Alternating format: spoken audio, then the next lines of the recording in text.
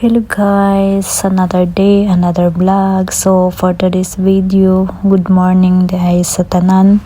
So karon sayo ko ni mata kay nag-change ko og pampers akong alaga. So dili na ako makabalik tulog, so naligo na lang po ay naghatbat na lang ko.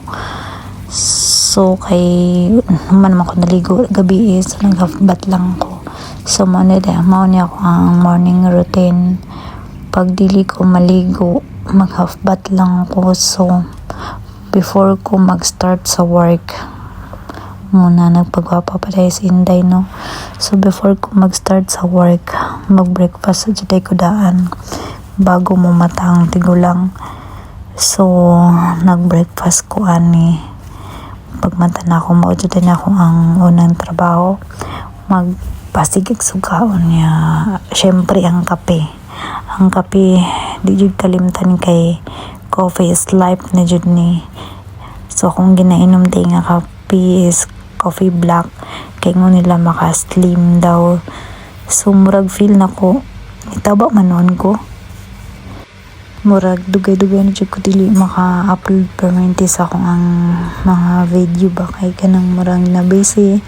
Unya init pud kayo sige adto sa gawas lag, so mo nang murag panagsa na lang jud ko maka-upload sa ko ang mga video sa diri sa YouTube.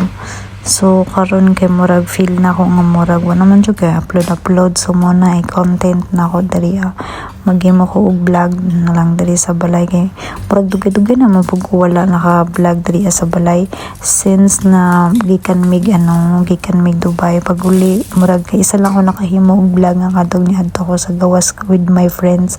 So mo na karon diri naisipan ako maghimo na pug og content diri sa balay sa daily routine ako. So mao day ni guys no breakfast na ako ni akong tindor siya kay murag matagak man ang mayonnaise good. So coffee is life jud no breakfast mo jud akong breakfast guys, sandwich, itlog ug kanang kape, coffee black jud siya. Nasanay na jud ko sa coffee black. So kay human naman ko nag breakfast, hugas na ko plato kay ako na pumpukawon ang tigulang para maligo siya. So before maglimpyo ko niya, so okay na.